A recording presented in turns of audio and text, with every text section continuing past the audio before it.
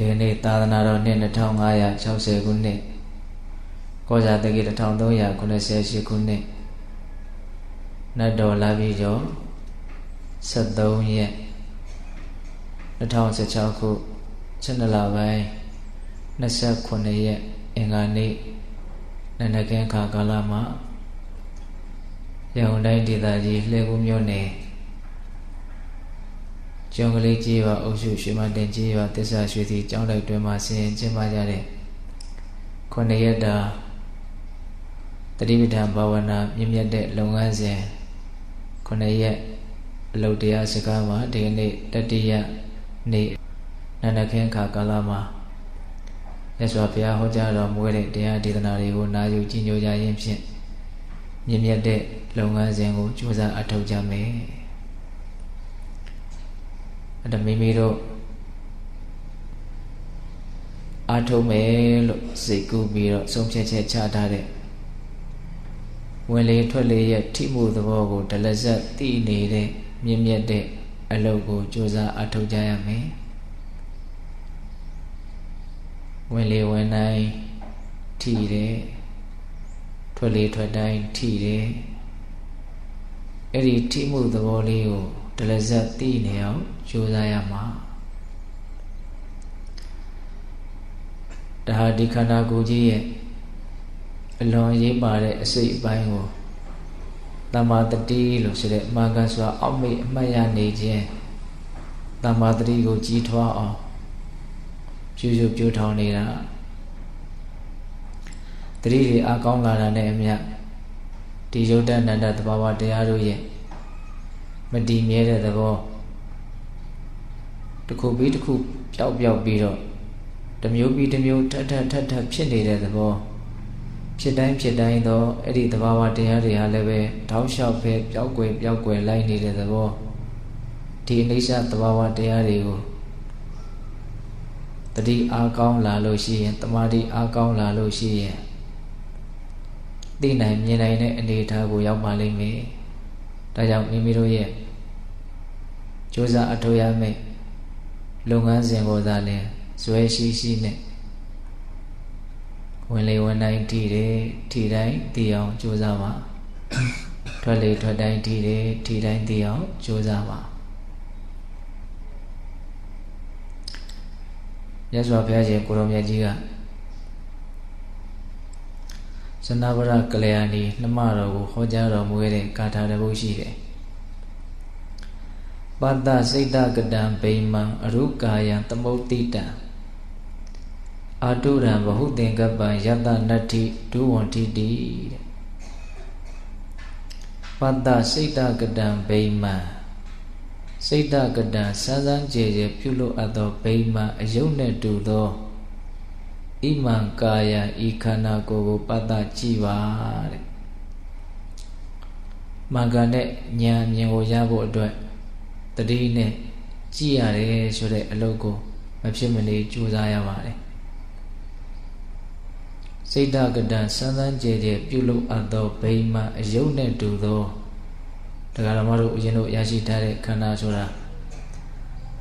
အစမ်းတည်းပြုလုပ်စီမံဖန်တီးထားတဲ့အယုတ်တယုတ်နဲ့တူတယ်တဲ့မြတ်စွာဘုရားကသမုဋ္ဌိတံ300သောအယုတ်တို့ဖြင့်စိုက်ဆောက်၍ထားအပ်သောအာတုရံအမြဲမပြတ်နာခြင်းခံကပ်၍နေသောသဘောရှိသောဘဟုသင်္ကပ္ပများစွာသောတတ္တဝါတို့ရဲ့များစွာသောကြံစီစဉ်းစားခြင်းကိုခံရသောအရုကာယံအပေါက်ကြီးအပေါက်ငယ်တို့ဖြင့်များစွာသောအပေါက်တို့ရှိသောဤခန္ဓာကိုယ်ကိုပတ္တဉာဏ်ဖြင့်မြင်အောင်ကြည့်ပါတဲ့ယတအဲ့ဒီခန္ဓာကိုယ်မှာဒုဝန္တိတိတည်နေတယ်မြဲနေတယ်ဆိုတာနတ္ထိဘာမှမရှိပါဘူးတဲ့ဂါထာလေးကတိုးတောင်းမိမလို့စဉ်းစားတရားတွေလေးနဲ့တဲ့အဓိပ္ပာယ်တွေအများကြီးပါပါတယ်ဒီခန္ဓာကိုယ်ကြီးဆိုတာစိတ်တကတံစမ်းစမ်းကြည်ပြုလုပ်ဖန်တီးထားတဲ့ဗိမာန်အယုံနဲ့တူတယ်တဲ့ခုခေတ်အနေနဲ့ပြောရမယ်ဆိုလို့ရှိရင်သိပ္ပံပညာရှင်များဖန်တီးထားတဲ့စက်ရုပ်များလိုပါပဲ စက်ရုပ်တည်တဲ့တောင်အစာပေါင်းများစွာစမ်းကြဲတဲ့သဘောရှုပ်ထွေးတဲ့သဘောစက်ရုပ်တွေမှာတော့ခံစားတတ်တဲ့အာယုံကိုသိတတ်တဲ့နာမ်ဓာတ်တော့မပါဘူးပေါ့ဒီခန္ဓာကိုယ်ကြီးကအဲ့ဒီစမ်းကြဲလာတယ်လို့ဆိုတဲ့စက်ရုပ်တွေထက်တောင်များစွာစမ်းကြဲတဲ့သဘောရှိတယ်ဒါကြောင့်မြတ်စွာဘုရားကစမ်းစမ်းကြဲကြဲလှုပ်ထားတဲ့အယုတ်ကြီးတယုတ်နဲ့တူတယ်လို့ပြောတာသမုတ်တိတံ300သောအယုတ်တို့ဖြင့်စိုက်ဆောက်၍ဒီဆောက်ထားအပ်သောမာဂန်တွေအဖြစ်ရိုးနဲ့တိဆောက်ထားတာခုခါယိုကြီးကထောင်ထောင်မမလုံနေလို့အောက်ကခြေတော်ရိုးတွေကခွေပြီးတော့နေလို့ထိုင်ပြီးတော့နေနိုင်တာခါယိုကြီးမပါဘူးဆိုလို့ရှိရင်အပေါ်ပိုင်းကအဝတ်စုပ်ကြီးတစ်ခုလိုခွေကျသွားအလွန်အရေးပါတဲ့အစိပ်ပိုင်းဖြစ်တဲ့အုတ်နှောက်ကိုအုတ်ခွန်ရိုးကြီးနဲ့လုံလုံခြုံခြုံသိမ်းထားတဲ့သဘောမျိုးထုတ်ထားတဲ့သဘောမျိုးအထီးကိုင်းမခံတဲ့အပိုင်းကိုတကယ်ကိုစနစ်တကျလုံလုံခြုံခြုံလုပ်ထားမျက်စိပေါင်းနှစ်ပေါင်းမျက်လုံးနှလုံးအတွက်အရှိမအယိုးအကွင်းကြီးနှစ်ကွင်းဒါကိုပဲဦးဇင်းတို့လေပင်ယိုးနဲ့ဆက်ပြီးတော့မမတ်ကလေးဖြစ်အောင်လုပ်ထားလက်ယိုးနှစ်ယိုးလက်မောင်းယိုးနှစ်ယိုးလက်ဖြံယိုးလက်ချောင်းလေးတွေလှုပ်ချင်တာလှုပ်လို့ရအောင်ကိုင်ချင်တာကိုင်လို့ရအောင်ညွှန်ပြချင်တာညွှန်ပြလို့ရအောင်လက်ရဲ့အယိုးတွေကိုလည်းမြင်အောင်ကြည့်ပြီးတော့ဦးဇင်းတို့အလွန်အရေးပါတဲ့အဆုပ်နဲ့နှလုံးကိုလုံလုံခြုံခြုံကာကွယ်မှုပေးထားတဲ့အနေနဲ့နံရိုးကြီးတွေနဲ့ခွေပြီးတော့တကယ်ကိုပဲသူကလည်းပဲအရေးကြီးတဲ့အစိပ်ပိုင်းဖြစ်တဲ့အတွက်ကြောင့်အန္တရာယ်ကင်းအောင်ကာကွယ်မှုအပြည့်အဝပေးထားတယ်ခါယိုကြီးရှိတယ်ကြောယိုကြီးရှိတယ်ကောင်းကနေပြီးတော့ဆင်းလာတဲ့အာယုံကြောတွေကအဲ့ဒီကြောယိုကြီးတွေကနေပြီးတော့သွားပြီးတော့ဦးဇင်းတို့တင်ဆုံယိုးပေါင်ယိုးဒူကောင်းကြီးရှိမယ်ခြေလုံးယိုးရှိမယ်ပြီးလို့ရှိရင်ခြေချောင်းလေးတွေခြေပမိုးယိုးတွေအယိုးတွေအများကြီးနဲ့အမာခံအနေနဲ့တိဆောက်ပြီးတော့ထားတကယ်တမ်းကဒီအယိုးတွေဆိုတာကယ်ဆီယမ်ဓာတ်လွန်ခဲ့တဲ့ထုံးကြောက်တွေပဲဒါကိုမြတ်စွာဘုရားကသမုတ်တိတံအယိုးတွေနဲ့စိုက်ဆောက်ပြီးတော့တီထောင်ထားတယ်တဲ့ဒီခန္ဓာကိုယ်ကြီးကိုအဲ့ဒါလိုအယိုးတွေနဲ့စိုက်ဆောက်ပြီးတော့စမ်းစမ်းကြဲကြဲလှုပ်ထားတဲ့အယုတ်တယုတ်နဲ့တူတဲ့ဒီခန္ဓာကိုယ်ကြီးကဘယ်လိုသဘောရှိတော့အတုရံအမြဲတမ်းအခမ်းရခက်နေတဲ့သဘောရှိတယ်တဲ့ကြည်တာနဲ့သေးတာပဲကွာဟိုနားလေးကမကောင်းလိုက်ဒီနားလေးကမကောင်းလိုက်ရှားလာတာတွေရှိတယ်နားလာတာတွေရှိတယ်စိတ်တိုင်းမကြလာတာတွေရှိတယ်ပြင်းကျင်လာတာတွေကုတ်ချင်လာတာတွေဖြစ်အောင်သူကလှုပ်နေတာဒါကိုအတုရအခမ်းရခက်တဲ့သဘောမသက်သာတဲ့သဘောအမြဲတမ်းရှိနေတယ်ဆေးရုံဆေးကံသွားရမှအကြီးအကျယ်ဖောက်ပြန်ပျက်စီးမှအမေကဲပါအဖေကဲပါအော်ရမှနာကျင်တယ်လို့ဆိုတာမဟုတ်နာကျင်မှုအသေးစားလေးတွေကတော့အခုလိုဣရိယာပုကိုမလှုပ်ဖဲနဲ့ထိုင်နေရင်ပိုးတောင်ထင်ရှားသေးကောင်းတဲ့ဘဝကောင်းတဲ့ခန္ဓာမဟုတ်ဘူးဆိုတာကိုအမြင်ရှင်းဖို့လိုတယ်အတုရအမြဲတမ်းနာကျင်နေတယ်ပိုက်ဆိုင်ရှိရှိမရှိရှိပညာတတ်တတ်မတတ်တတ်ရုပ်လှလှမလှလှဒါတွေကအပေါ်ယံနေပဲတေရခန္ဓာရဲ့လို့ရလာပြီဆိုရင်ဘယ်ခန္ဓာမှအကောင်းမဟုတ်အထင်ကြီးစရာလည်းမရှိဘူးအထင်သေးစရာလည်းမလိုဒါကြောင့်မြတ်စွာဘုရားဒီခန္ဓာရဲ့သဘာဝကိုမှန်မှန်ကန်ကန်သိအောင်တတိတို့ပညာတို့နဲ့ဝိရိယထားပြီးတော့ကြိုးစားခိုင်းတာကိုဝင်လေဝင်တိုင်းထီတယ်ထီတိုင်းသိအောင်လုပ်တယ်ထွက်လေထွက်တိုင်းထီတယ်ထီတိုင်းသိအောင်လုပ်တယ်ဆိုတာဒီခန္ဓာကိုယ်ကြီးရဲ့သဘောတဘာဝကိုရှင်းရှင်းလင်းလင်းပြပြပြပြသိဖို့အတွက်တော့အလွန်အရေးပါတဲ့လုပ်ငန်းစဉ်ကိုလုပ်နေတာ အဲ့ဒါမြတ်စွာဘုရားဒီခန္ဓာကိုယ်ရဲ့သဘာဝကိုရှုတော့မျိုးစုံကနေပြီးတော့ပြပြပြင်းပြင်းဟောထားတဲ့ဒေသနာတွေများစွာရှိတယ်အခုလည်းပဲမြတ်စွာဘုရားကဇနဗရကလျာဏီကိုဟောတဲ့ဒေသနာလေးထဲမှာအချက်အလက်တော်တော်များများတွေ့ရတယ်ခန္ဓာကိုယ်ကြီးဆိုတာစိတ်တကတံဘိမှစမ်းစမ်းကြဲကြဲလှုပ်ထားတဲ့အယုတ်တယုံနဲ့တူတယ်သမုဒ္ဒိတံအယိုးတွေကိုအမာကနေရာမှာထားပြီးတော့စိုက်ဆောက်ထားတယ်အတုရံအမြဲတမ်းနာကျင်ခံခဲ့တဲ့သဘောအကြီးအသေးအမျိုးမျိုးရှိတယ်နောက်ပြီးတော့ဘဟုသင်္ကပ္ပံ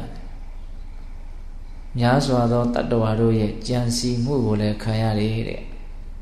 ဆိုလိုတာကတတ္တဝါတွေရဲ့ဒီခန္ဓာနဲ့ပတ်သက်ပြီးတော့အမျိုးမျိုးတွေးကြတယ်ကြံကြတယ်ထင်ကြတယ်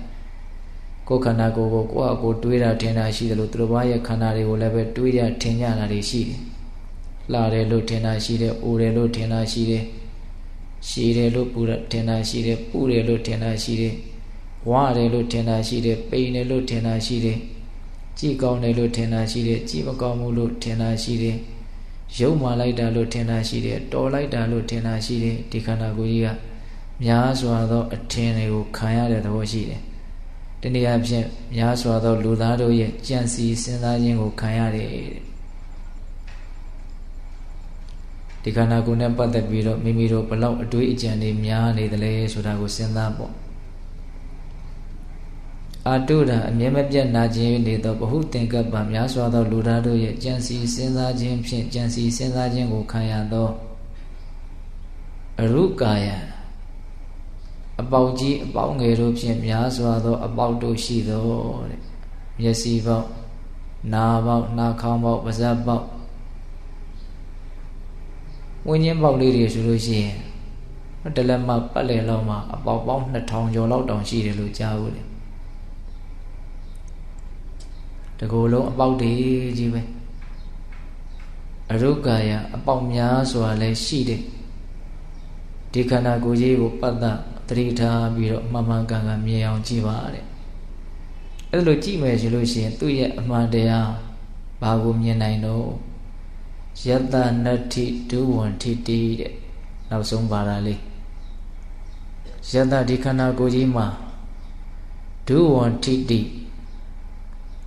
အမြဲတည်နေတယ်ဆိုတာနတ္ထိဘာမှမရှိဘူးတဲ့ဒုဝဆိုတာမြဲတာထိတိဆိုတာတည်တာအမြဲတည်နေတယ်ဆိုတဲ့အရာဘာမှမရှိဘူးတော်တော်ကြာကြာလေးတည်နေတဲ့အရာဆိုတာတော့တကယ်တမ်းကမရှိပါဘူးထိုင်နေတဲ့အချိန်မှာတော့ရာတာတွေကာယခက်တာတွေစိတ်တိုင်းမကြတာတွေရုပ်ပိုင်းဆိုင်ရာဖောက်ပြန်မှုကိုအခြေခံပြီးတော့စိတ်ပိုင်းဆိုင်ရာမကျေနပ်မှုမနှစ်သက်မှုဒါတွေလည်းပဲဖြစ်နေတာသို့တော့အဲ့ဒါတွေလည်းတည်နေသလားမြဲနေသလားဆိုတော့တည်နေတာမြဲနေတာ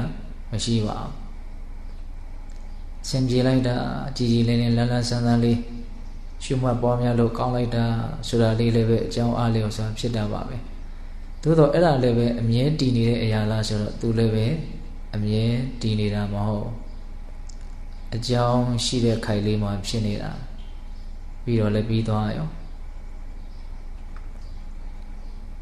အဲ့တော့ဖြစ်ပေါ်နေတဲ့ဒီသဘာဝတရားတွေကိုသိနေတဲ့စိတ်တွေကရောဉာဏ်တွေကရောတတိတွေကရောမြဲသလားလို့စဉ်းစားပြန်တော့လေသူတို့လည်းပဲမြဲနေတာမဟုတ်မမြဲတဲ့အရာတွေကိုမမြဲတဲ့အရာတွေတည်းပဲသိနေမြဲတာဆိုလို့ဘာတစ်ခုမှမရှိဘူးရုပ်ပိုင်းဆိုင်ရာရောနာမ်ပိုင်းဆိုင်ရာရောဘာချွင်းချက်မှမရှိဘူးဖြစ်နေတဲ့သဘာဝတရားမှန်သမျှအလုံးဟာပြီးဆုံးသွားတာကြီးချုပ်ပြောက်သွားတာကြီးပဲဒါဒီခန္ဓာရဲ့အမှန်တရားပဲအဲ့ဒါကိုမြင်ဖို့အတွက်ဒီခန္ဓာမှာဘာပဲဖြစ်ဖြစ်သတိထားတဲ့လုပ်ငန်းစဉ်ကိုကြိုးစားကြရတာဒါကြောင့်ခုလိုထိုင်နေတဲ့အချိန်မှာတော့တမင်တကာလည်းရှားယူဖို့မလိုတဲ့အလုံးမလည်းထင်ရှားတဲ့ဒလဇက်လည်းဖြစ်ပေါ်နေတဲ့ဝင်လေထွက်လေကြောင့်ဖြစ်နေတဲ့ဒီထိမှုသဘောလေးကိုတတ်နိုင်တယ်မြတ်ဒလဇက်သတိထားပြီးတော့နေကြတာဝင်လေထွက်လေဝင်နေထွက်နေတဲ့အနေအထားဒီခန္ဓာကိုယ်ကြီးဒီဘဝကြီးရှင်းသန်းနေဖို့အတွက်တစ်ချက်လေးတောင်နားခွင့်မရှိဘဲနဲ့အလုံးလုံးနေရတဲ့ဒီခန္ဓာကိုယ်ရဲ့ပင်ပန်းမှုဆင်းရဲမှုတ ဒါကိုမြင်အောင်ကြည့်တတ်ဖို့လိုတယ်ဝမ်းရည်အတွက်တဏီကိုမနာဘူးမဲ့အမြဲတမ်းအလုပ်လုပ်ရမယ်လို့ခိုင်းစေခံရတဲ့အလုပ်ကျမ်းသမားတယောက်နေ့လည်းပဲမင်းမနာနဲ့ညလည်းပဲမင်းမနာနဲ့မင်းဘယ်တော့မှမင်းမနာဝတ်မရှိဘူးတလက်ဆက်လို့ဘလောက်ပင်မဆင်းရဲမလဲအဲ့လိုပဲဒီခန္ဓာကိုယ်ကြီးကလည်းပဲရှင်သန်ရေးအတွက်ခုနတုန်းကလူဆင်းရဲဟာသူ့ဘဝယက်တည်ရေးအတွက်အနာမရှိအားမရှိအမြဲတမ်းအလုပ်လုပ်ရတယ်လို့ဒီခန္ဓာကိုယ်ကြီးကလည်းပဲသူ့ဘဝရှင်သန်ရေးအတွက်သူလည်းပဲအမြဲတမ်းအလုပ်လုပ်နေရတာဘယ်သူမှအစားဝင်ပြီးတော့လုပ်ပြီးလို့လည်းမရဘူးငါခဏနားကျင်တယ်ငါ့ကိုဝိုင်းပြီးတော့ကူညီပါအောင်လို့ပြောလို့လည်းမရအောင်အကုန်လုံးဟာကိုယ်ဝန်ကိုထမ်းပြီးတော့ပင်ပင်ပန်းပန်းစင်စင်ရဲရဲရုန်းကန်ရှင်သန်ရတယ်တကယ်တမ်းကဒါကြောင့်မြတ်စွာဘုရားကဘာရာဟဝေပင်စက်ခန္ဓာရုပ်အစုနာအစု၄ခုဒီအစုအဝေး၅ခုလို့ဆိုတဲ့ပင်စက်ခန္ဓာ၅ခုသောအစုအဝေးကြီးပေါင်းစုပြီးတော့အလုံးလုံးနေတဲ့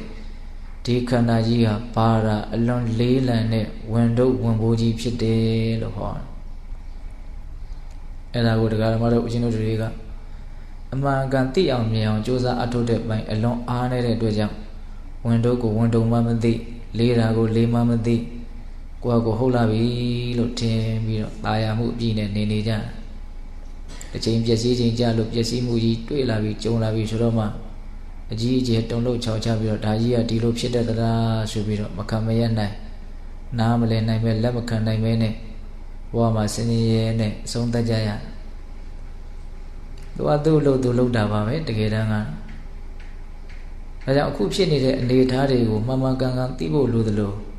ဒီခန္ဓာကြီးရဲ့နောက်တစ်ချိန်မှာဖြစ်လာမယ့်အနေအထားမှန်တွေကိုလည်းမှန်မှန်ကန်ကန်ကြိုးပြီးတော့သိဖို့နားလည်ဖို့လိုတယ်ဒါကြောင့်မြတ်စွာဘုရားကဒီခန္ဓာရဲ့သဘာဝကိုသိအောင်မြင်အောင်ဤမျိုးစုံနဲ့ဆုံးမတယ်သင်ပေးတယ်အဲ့ဒါမြတ်စွာဘုရားဆုံးမတဲ့အတိုင်းမြတ်စွာဘုရားသင်ကြားပေးတဲ့အတိုင်းတရားဓမ္မတို့ဦးဇင်းတို့တွေဟာတတ်နိုင်သမျှလိုက်နာကြမယ်ဆိုပြီးတော့ဒါအခုကြိုးစားနေတာပဲဝင်လေဝင်တိုင်းထီတယ်ထီတိုင်းသိအောင်ကြိုးစားတယ်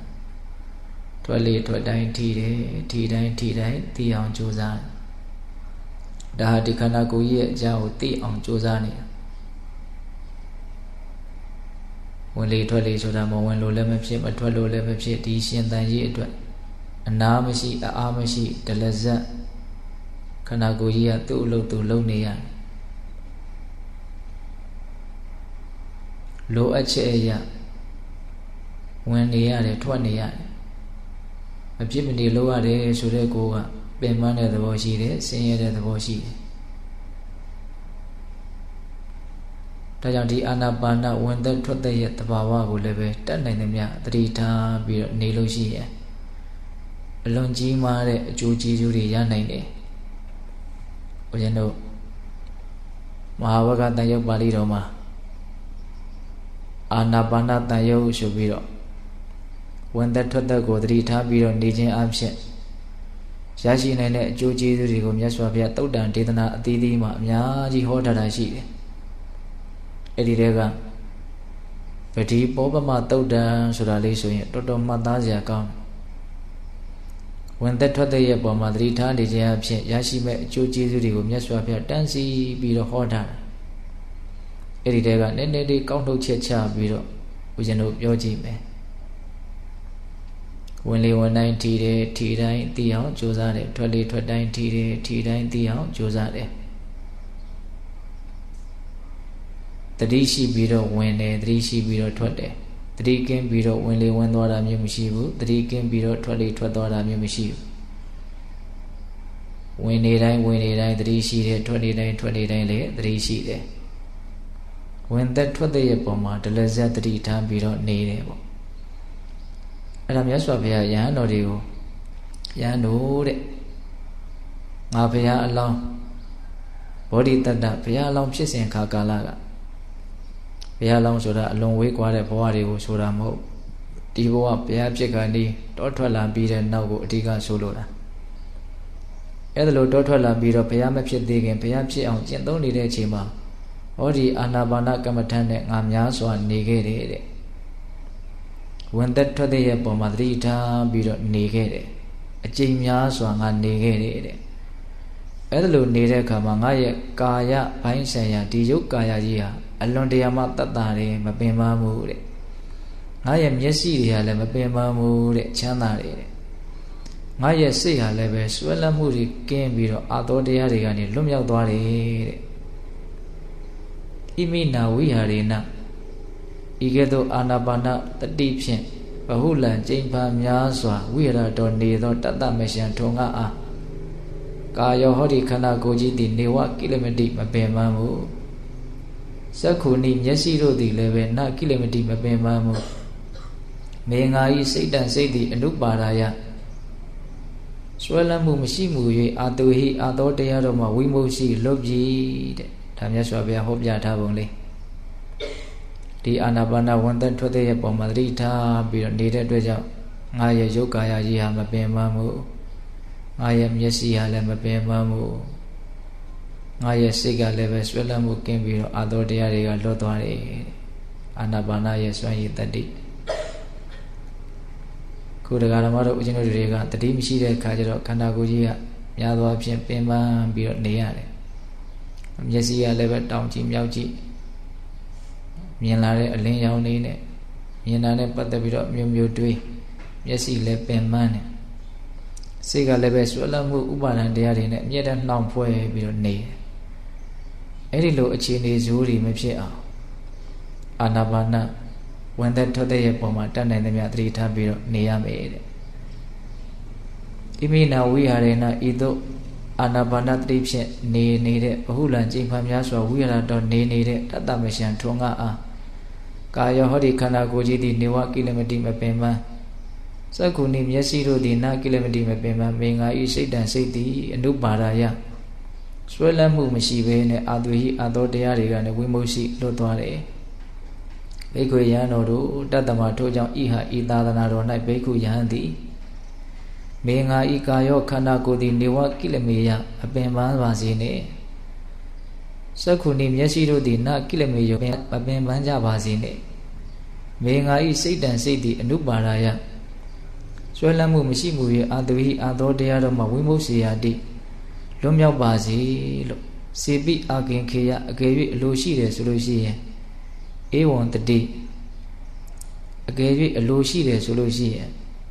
အယမေဝအာနာပါနတတိတမာရိဤအာနာပါနတတိကြောင့်ဖြစ်ပေါ်နေတဲ့တမာရိကိုတာဒုက္ကံကောင်းမွန်စွာမနတိကတဘောနှလုံးသွင်းအပ်ကုန်၏ဒီသာသနာတော်မှာယဟန်တွေဟာငါရဲ့ခန္ဓာကိုယ်ကြီးမပင်ပန်းပါစေနဲ့ငါရဲ့မျက်စိတွေမပင်ပန်းပါစေနဲ့ငါရဲ့စိတ်တွေဆွဲလန်းမှုကင်းပြီးတော့အာသောတရားတွေကလွတ်မြောက်ပါစေလို့တကယ်လို့အလိုရှိတယ်ဆိုလို့ရှိရင်ဒီအာနာပါနတတိကြောင့်ဖြစ်ပေါ်နေတဲ့တမာတိတည်ငြိမ်မှုကိုကောင်းမွန်စွာနှလုံးသွင်းရမယ်တဲ့ဆိုလိုတာကအာနာပါနတတိကမ္မဋ္ဌာန်းကိုစီပန်ရမယ်လို့ဆိုလိုတာဒါကြောင့်ဝင်လေဝင်တိုင်းထီတိုင်းသိထွက်လေထွက်တိုင်းထီတိုင်းသိဒီလိုလုပ်နေခြင်းဟာခန္ဓာကိုယ်ကြီးမပင်ပန်းမှုမျက်စိတွေမပင်ပန်းမှုစိတ်တွေဆွဲလန်းမှုကင်းပြီးတော့လွတ်မြောက်ဖို့အတွက်ကြိုးစားနေရရောက်တယ်လို့အားတက်ကြရဆက်ပြီးတော့မြတ်စွာဘုရားဘာဟောပြန်တော့ဘိက္ခုယံတော်တို့တတ္တမထို့ကြောင့်ဣဟဤသာသနာတော်၌ဘိက္ခုယံသည်ကေဟတိတာကာမဂုဏ်အာယုန်တည်းဟူသောအိမ်၌မှီသောယေဣမေတရသင်္ကပ္ပအကျဉ်ပြေးထွက်၍တွေးကြံတတ်ကုန်သောတဏှာတရားတို့သည်တန်တိရှိကုန်၏ဒီထိုတဏှာတရားအတွေးတရားတို့ကိုပဟိယေဝပေရှားလိုကုန်ဤဟု၍စေပိအာကင်ခေယအကယ်၍အလိုရှိညာဧဝံတတိဤသို့အလိုရှိသည်ရှိသောအယမေဝအာနာပါနတတိတမာတိဤအာနာပါနတတိနှင့်ရှင်တဲ့တမာတိကိုတာတုကံကောင်းမွန်စွာမနတိကတဘောနှလုံးသွင်းအပ်ကုန်၏ဒီအကျိုးကျေးဇူးလည်းပဲအလွန်မြတ်နိုးစရာကောင်းအိမ်မှာမှီပြီးတော့ဖြစ်တဲ့ပြေးထွက်တတ်တဲ့အတွေးတွေကိုပျောက်သွားခြင်းနဲ့ဆိုရင်လည်းပဲအာနာပါနတတိကိုကောင်းမွန်စွာပွားများရမယ်တဲ့ဒီနေရာမှာအိမ်ကိုမှီပြီးတော့ပြေးထွက်ပြီးတော့တွေးတတ်တဲ့အတွေးတွေတဲ့ပြောထားပုံလေးအိမ်ကိုမှီတယ်ဆိုတာဗဂတိအိမ်ကိုအဓိကရည်ရွယ်တာမဟုတ်ကာမဂုဏ်အာယုန်တရားတွေကိုအိမ်လို့ပြောတာပုထုဇဉ်တတ္တဝါတွေရဲ့စိတ်ဟာအဲ့ဒီအိမ်မှာပဲအမြဲနေတယ်အနေများတယ်ကိုယ်တရားဓမ္မတို့တရားစခန်းပြီးရင်ကိုယ်အိမ်ကိုပဲပြန်မယ် အခြေအနေအကြောင်းတစ်ခုကြခရီးထွက်သွားတယ်အလုပ်ကိစ္စပြီးသွားပြီဆိုရင်ပြီးရင်ကိုယ်အိမ်ကိုပဲပြန်မယ်နေ့တိုင်းအလုပ်သွားလုပ်တဲ့ပြီးရင်ကိုယ်အိမ်ကိုပဲပြန်မယ်အချိန်တန်ရင်တော့အိမ်ပြန်ကြတယ်ဆိုတာလူသားတွေရဲ့သဘာဝအဲ့လိုပဲပုထုဇဉ်တ attva တွေကအချိန်တန်ရင်ပြန်တဲ့အိမ်ရှိတယ်အဲ့ဒီအိမ်ကဘာလဲဆိုတော့ကာမဂုဏ်အာယုတဲ့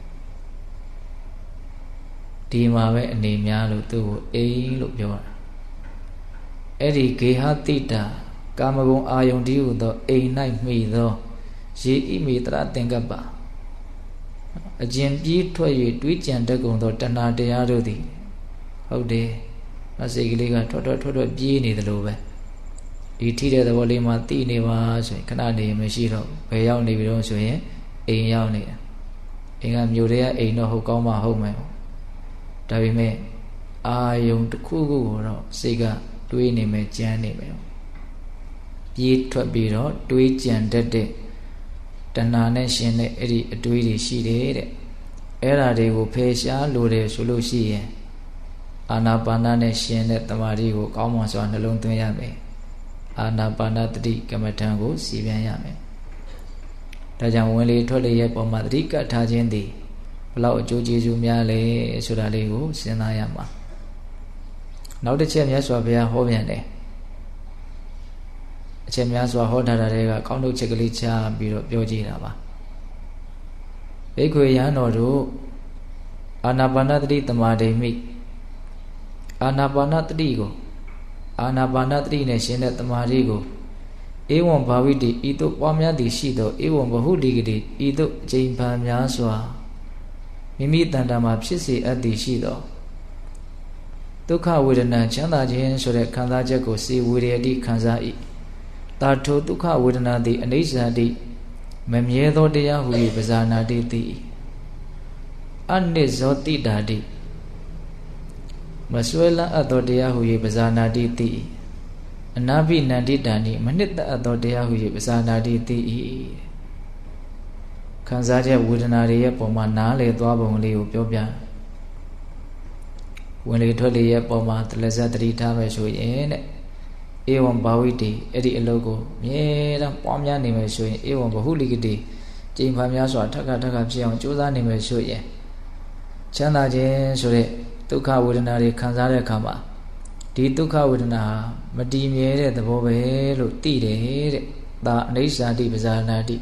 ဒါဟာတည်နေမြဲနေတဲ့သဘောမရှိဘူးခိုက်တန်လေးပေါ်လာတယ်ပျောက်သွားတယ်ပေါ်လေအကြောင်းရှိတော့ပေါ်လာတယ်ပျောက်သွားတယ်အဲ့လိုမတည်မြဲတဲ့သဘောဘာလို့သိတဲ့အတွက်ကြောင့်အနိဇောတိတာတိဒါဟာစွဲယူတရားနော်သိမ့်ပိုက်เสียမျိုးချเสีย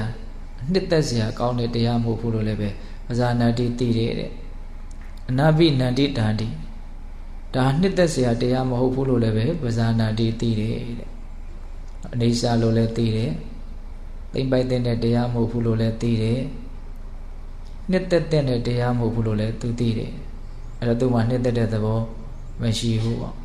မရှိလို့ရှိရင်နှစ်သက်မှုကြောင့်ဖြစ်ပေါ်နေတဲ့ညီကတွေ့တာမှုကြောင့်ဖြစ်ပေါ်နေတဲ့ဒုက္ခတွေလည်းပဲမရှိဘူးလို့ပဲဆိုရမယ်ဒါကြောင့်ဝင်လေဝင်တိုင်းထိတယ်ထိတိုင်းသိအောင်ကြိုးစားတယ်ထွက်လေထွက်တိုင်းထိတယ်ထိတိုင်းသိအောင်ကြိုးစားတယ်ဒါအလွန်တရာမှအကျိုးကျေးဇူးများတဲ့မြင့်မြတ်တဲ့လုပ်ငန်းကိုလုပ်နေတာလို့ဒီလိုသိမြင်နားလည်မှုမြတ်စွာဘုရားရဲ့အဆုံးအမတွေကိုယုံကြည်မှုနဲ့ထက်ထက်တန်တန်တကယ်ကိုပဲတလက်ဆက်တတိကပြီးတော့ကြိုးစားကြရမှာဒါကြောင့်ဝင်လေဝင်တိုင်းထိတယ်ထိတိုင်းသိတယ်ထွက်လေထွက်တိုင်းထိတယ်ထိတိုင်းသိတယ်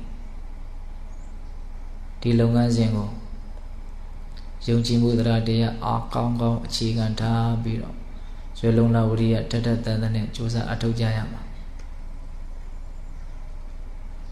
ကြိုးစားအထောက်မှုများလာတဲ့နဲ့အမျှသိတဲ့မြင်တဲ့ဉာဏ်ပညာကလည်းပဲတဖြည်းဖြည်းနဲ့တိုးတက်လာမှာပဲတတိတွေခိုင်မြဲလာလို့ရှိရဲ့စိတ်ရစွမ်းအားဖြစ်တဲ့တမာတိဆိုတာတွေဟာတိုးတက်လာတာတမာတိဆိုတာတိုးတက်လာတာနဲ့အမျှဒီယုတ်တနန္တသဘာဝတရားတို့ရဲ့အမှန်ဖြစ်တဲ့အနေစာဆိုတဲ့မတည်မြဲမှုကိုမှန်မှန်ကန်ကန်သိတဲ့ဉာဏ်ပညာဆိုတာလည်းဖြစ်ထွန်းလာတာဒီကအဲ့ဒီဉာဏ်ပညာဖြစ်ထွန်းဖို့အတွက်ပဲ ဘယ်ဆုံးတောင်းဆုံးကနေကြိုးစားနေကြရတာဘာဖြစ်လို့တော့အဲ့ဒီဉာဏ်ပညာကပဲနှစ်သက်မှုဆိုတဲ့ຢာကမနှစ်သက်မှုဆိုတဲ့ဒေါသတွေ့ဝေမိုင်မဲမှုဆိုတဲ့မောဟဒီတရားတွေကိုဖယ်ရှားနိုင်တဲ့အစွမ်းရှိဒါကြောင့်ဉာဏ်ပညာဖြစ်ပေါ်အောင်ကြိုးစားရဉာဏ်ပညာဖြစ်ပေါ်ဖို့အတွက်ထိုက်တဲ့တည်ငြိမ်မှုတမာတိဆိုတာလိုတယ်တမာတိဖြစ်ပေါ်ဖို့အတွက်တတိစင်စစ်မပြတ်ထားဖို့ဆိုတာလိုတယ်တတိစင်စစ်မပြတ်ထားဖို့ဆိုရင်ကြိုးစားအထောက်တဲ့လုံလဝရိယလည်းပဲလိုပါတယ်အဲ့လိုကြိုးစားအထောက်နိုင်ဖို့ဆိုရင်လည်းပဲ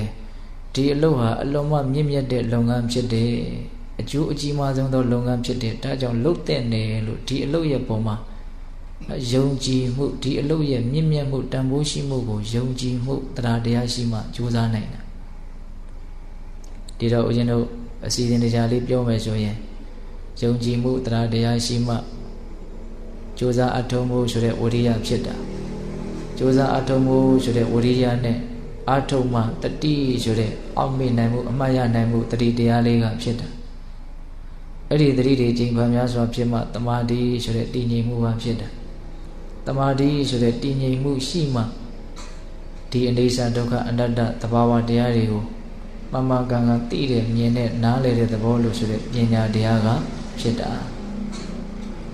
ဒါကြောင့်တတ္တဝရိယတတိတမာတိပညာ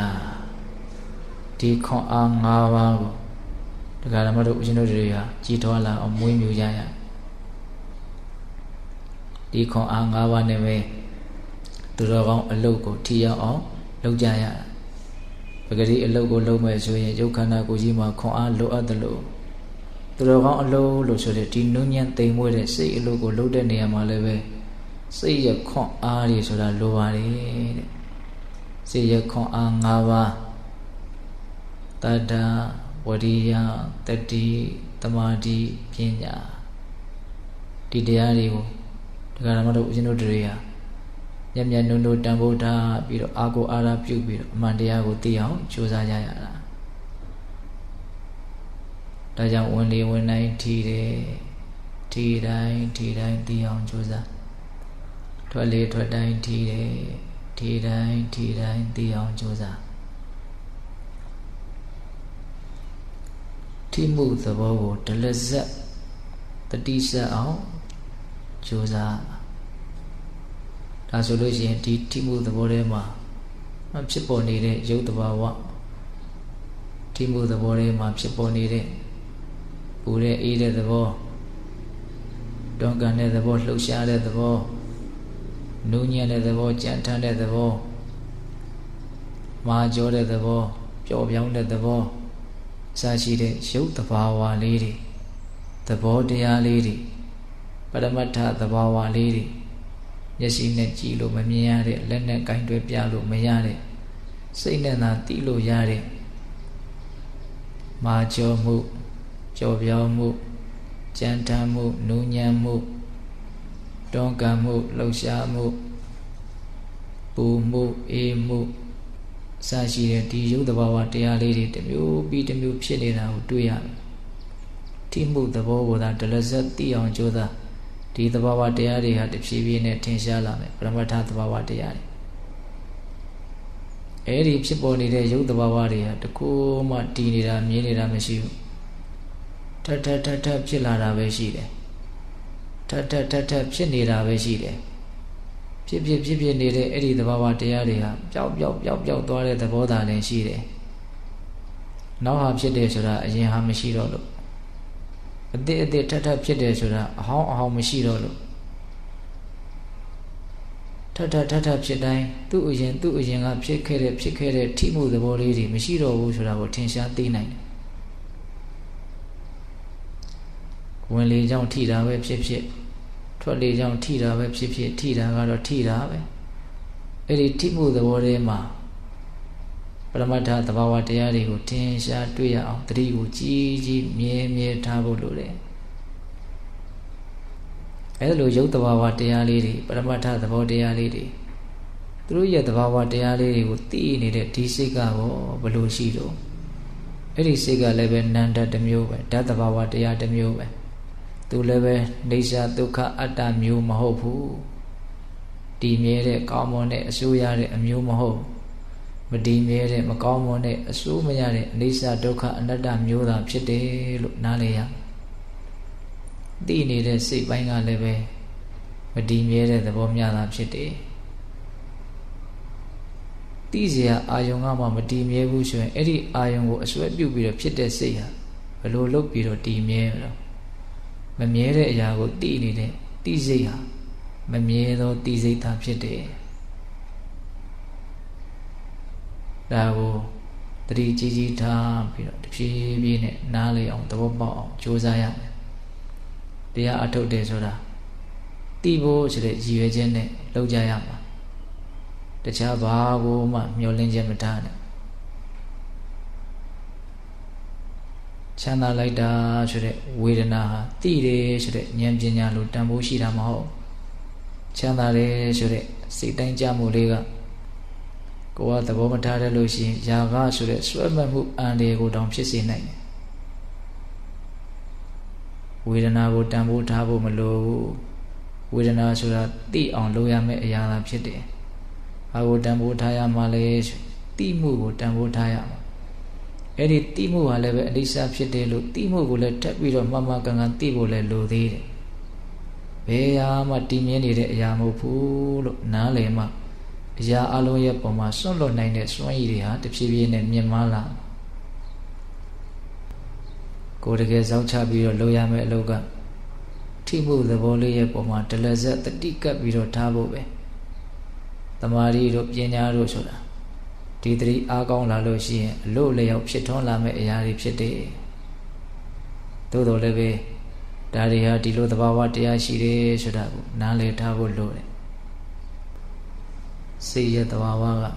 ကောင်းတာဆိုရင်တွန့်ဆုတ်တဲ့သဘောရှိတယ်မကောင်းတာဆိုရင်ပျော်မွေးတဲ့သဘောရှိတယ်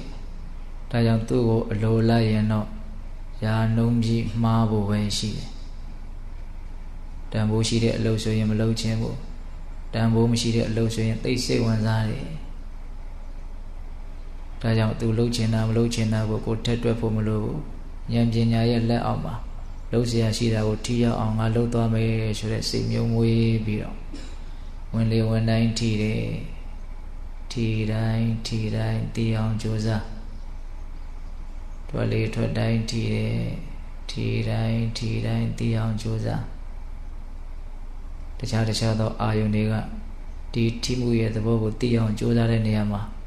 အနှောင့်အယှက်တွေဖြစ်နေတယ်လို့စိတ်ထဲမှာမကြေမနက်မဖြစ်ပါနဲ့တန်နိုင်သမျှအဲ့ဒီအာယုန်တွေရဲ့ပုံမှာလေးလျူရှုပါတိခါမှာစိတ်ရှိထားပါတိခါမဲဆိုတဲ့စိတ်နဲ့ရင်ဆိုင်လိုက်တော့အမြင်ကတစ်မျိုးဖြစ်တယ်စိတ်ရှိလေးထားမယ်လို့တွေးလိုက်တော့အမြင်ကတစ်မျိုးဖြစ်တယ်ဒီမခံနိုင်မှုစိတ်မရှိဘူးဒါတွေကဘာလို့ဒီလိုဖြစ်နေရတာလဲလို့တွေးရင်ပိုဆိုးလာတယ်ဒါကြောင့်ကိုယ်ခန္ဓာကိုယ်မှာဖြစ်နေတဲ့အခြေအနေတွေကြောင့်အနှောင့်အယှက်ဖြစ်တယ်ဆိုရင်လည်းပဲအဲ့ဒါကိုအနှောင့်အယှက်လို့သဘောမထားဘဲနဲ့တဏှာနဲ့မြတ်ဒီခံမှုနဲ့လေးလျူရှုနိုင်အောင်ကြိုးစားရမယ်အဝိဇ္ဇာမှာဖြစ်ပေါ်နေတဲ့အနေအထားတွေကအနှောင့်အယှက်တွေဖြစ်နေတယ်လို့ဒီလိုလည်းပဲမကြည်မနှံ့မတွေးပါနဲ့ခန္ဓာမှာဖြစ်နေတဲ့သဘာဝပတ်ဝန်းကျင်မှာဖြစ်နေတဲ့သဘာဝတရားတွေဆိုတာကိုယ်စိတ်တိုင်းညဖြစ်နေတဲ့အရာတွေမဟုတ်ပါဘူးဖြစ်เสียရှိတဲ့အတိုင်းဖြစ်နေတဲ့အရာတွေဖြစ်တယ်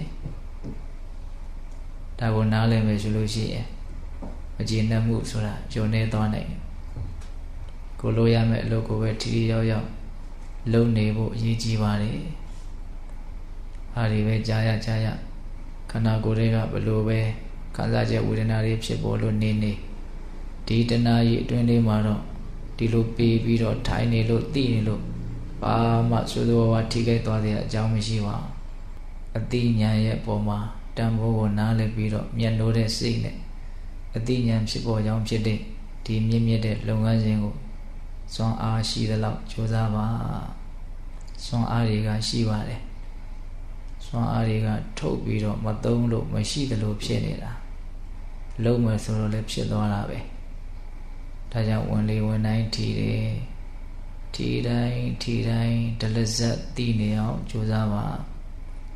ထွက်လေထွက်တိုင်းထီတယ်ထီတိုင်းဒလဇတ်သိနေအောင်ကြိုးစားပါ